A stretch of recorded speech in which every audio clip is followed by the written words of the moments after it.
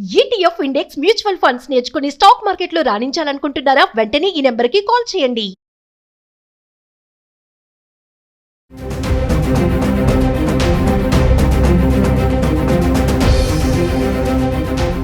నమస్తే, welcome back to Suman TV. ప్రస్తుతం మనతో పాటు ఉన్నారు పబ్లిక్ స్పీకర్ రజనీరామ గారు. నమస్తే మ్యామ్. నమస్తే నవీన.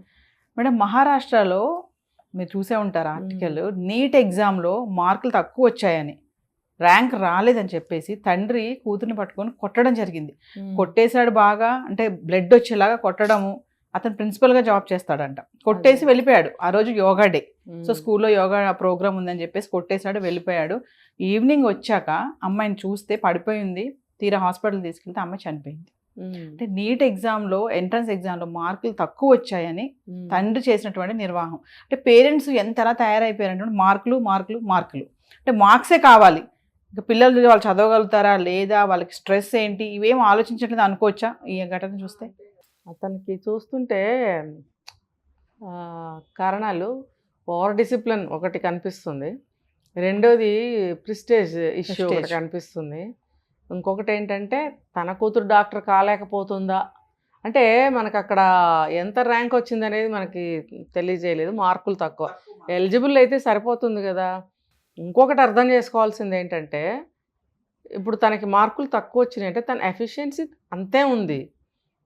అటువంటి స్టూడెంట్స్ని ప్రెషర్ పెట్టి బలవంతపు డాక్టర్ చేస్తే కూడా రేపొద్దున తన వైద్య వృత్తిలో రాణించగలదా అనేది కూడా యాజ్ ఎ ఫాదర్ ఆలోచించద్దా ఒక టీచర్ కూడా. ఆయన ప్రిన్సిపల్ అయినప్పుడు అంతమంది పిల్లల్ని స్టడీ చేస్తూ ఉంటారు ఎవ్రీడే.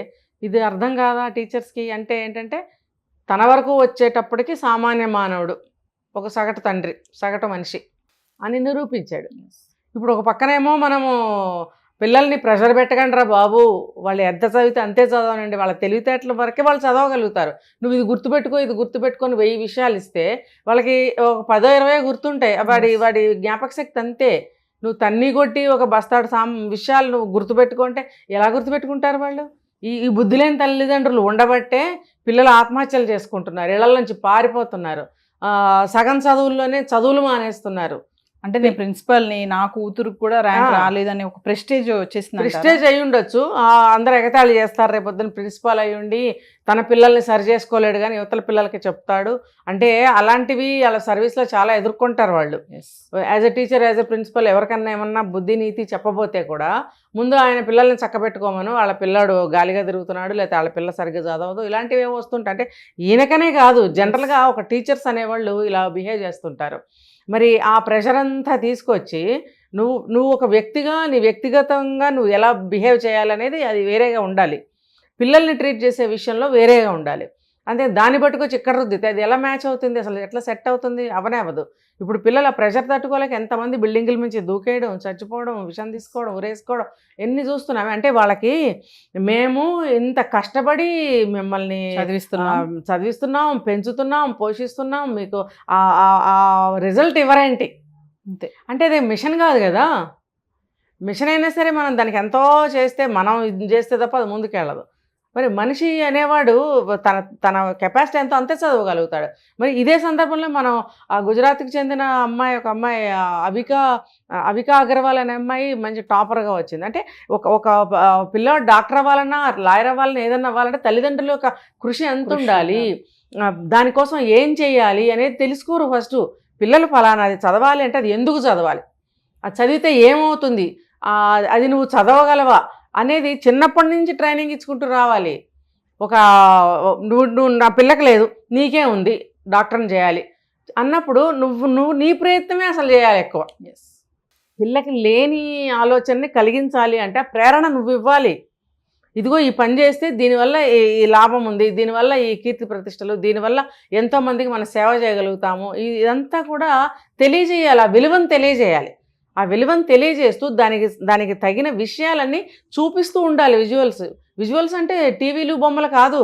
ఇప్పుడు డాక్టర్ అవ్వాలి, ఒక డాక్టర్ కావాల్సిన ఒక పిల్లని కానీ పిల్లవాడిని కానీ ఎప్పుడైనా డాక్టర్ దగ్గరికి తీసుకెళ్ళి మాట్లాడిచ్చారా?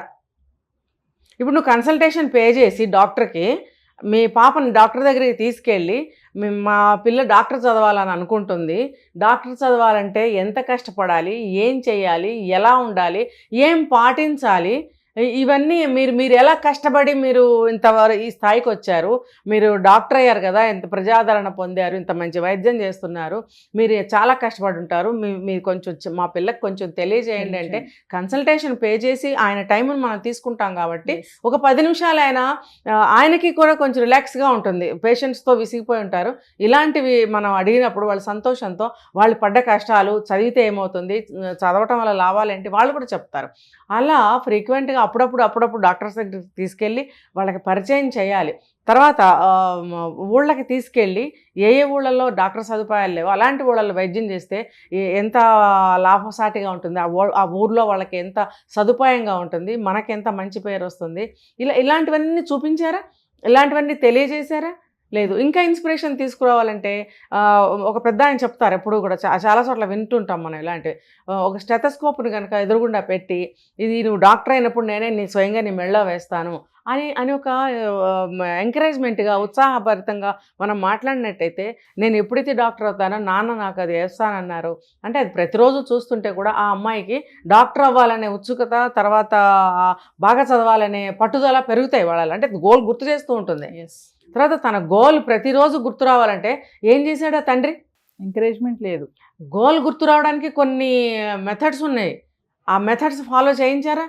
మరి యాజ్ ఎ టీచర్ ఆయనకు తెలిసి ఉండాలి ఇవన్నీ కూడాను. ఒక గోడ మీద గోల్ సెట్టింగ్ పేపర్స్ తను బ్రష్ చేసే చోట, నిద్రపోయే చోట, భోజనం చేసే చోట అంటించి పెట్టాలి. అంటే నువ్వు గంటసేపు తిండి తింటూ కూర్చోవడం కాదు, నువ్వు తిండి తింటున్న ప్రతి ముద్ద, నువ్వు తీసుకుంటున్న ప్రతి ముద్దలోనూ కూడా ఆ శక్తిని నువ్వు తీసుకోవాలి. గోల్ నేను సాధించాలి అనే ఒక శక్తిని ఆ ముద్ద ద్వారా నువ్వు తీసుకోవాలి.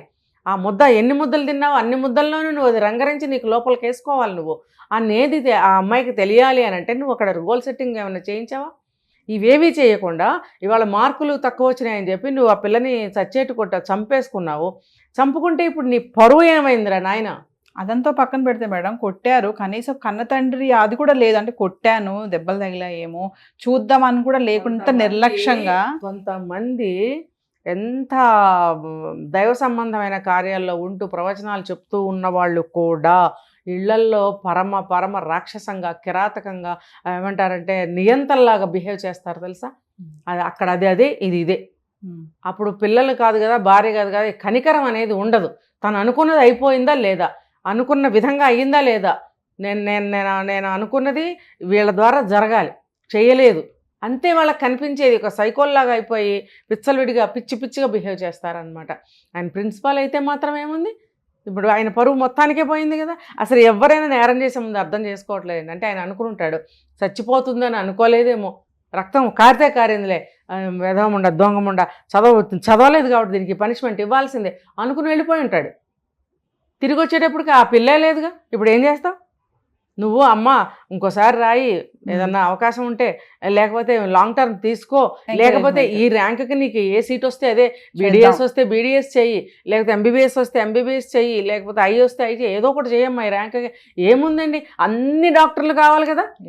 వాళ్ళ డాక్టర్ కావాలి. డెంటల్ డాక్టర్స్ ఈ రోజుల్లో ఎంతోమంది అవసరం అవుతున్నారు. మరి ఏదో ఒక డాక్టర్ని చేయొచ్చు కదా నువ్వు. ఫిజియోథెరపిస్ట్ కూడా అవ్వచ్చు. ఫిజియోథెరపీ డాక్టర్లు ఇప్పుడు ఎంతో అవసరం ఉన్నారు. మరి ఆ పిల్లకి వచ్చిన ర్యాంక్కి ఏదో ఒక డాక్టర్ చదివించవచ్చు కదా.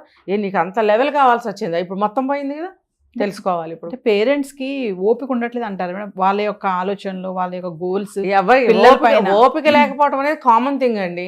అసలు వాళ్ళకి ఏంటంటే వాళ్ళ ఉద్దేశాలు, వాళ్ళ భావాలు, కోరికలు అన్నీ కూడా వాళ్ళ పిల్లల మీద రుద్దితే వాళ్ళకు ఉందా లేదా ఆ కెపాసిటీ, వాళ్ళకి ఆ శక్తి ఉందా లేదా మీరు కనుక్కోండి ఫస్ట్. మరి నువ్వు టీచర్ అయినంత మాత్రం పెద్ద గొప్ప ఇంటెలిజెంట్ అయి ఉంటావో లేదో ఎవరికి తెలుసు. మీ భార్య కూడా కొంచెం నార్మల్ మెంటాలిటీ మనిషి ఏమో, అంత తెలివిగలది కాదేమో, అంత మెమరీ గలది కాదేమో, పిల్లకు కూడా అవే అలవాట్లు వచ్చాయేమో. నువ్వు ఎన్ని గమనించవా? ఎంత వస్తే అంతే తీసుకోవాలన్న మెంటాలిటీ ఉన్నాడు ఎప్పటికైనా బాగుపడతాడు. ఇప్పుడు ఇంకొక విషయం ఏంటంటే, అతను ఒక ప్రిన్సిపల్ అయ్యుండి కూడా ఒక కూతుర్నే అలా చేయలేపాడంటే ఇంకా స్కూల్ ఏం రన్ చేస్తాడు ఆయన? చేయలేడు. ఇతనికి వీళ్ళకి 2 ఫేజులు ఉంటాయండి. బయటంతా నప్సాల్లాగా ఉంటారు, మంచి పేరు కోసం హీ అంటూ ఆహా అంటూ మెత్తగా ఉంటారు. ఇంటికి వచ్చేటప్పటికి ఈ షేడ్ చూపిస్తారు, అమ్మో మా నాన్న అనుకోవాలని. కొంతమంది 2 వైపులా ఇలాగే ఉంటారు, అమ్మో అతను హిట్లర్ రా బాబు అనే వాళ్ళు ఉన్నారు. చెప్పలేం మరి ఇతను స్కూల్లో ఎలా ఉంటాడనేది మనకు తెలియదు. Thank you.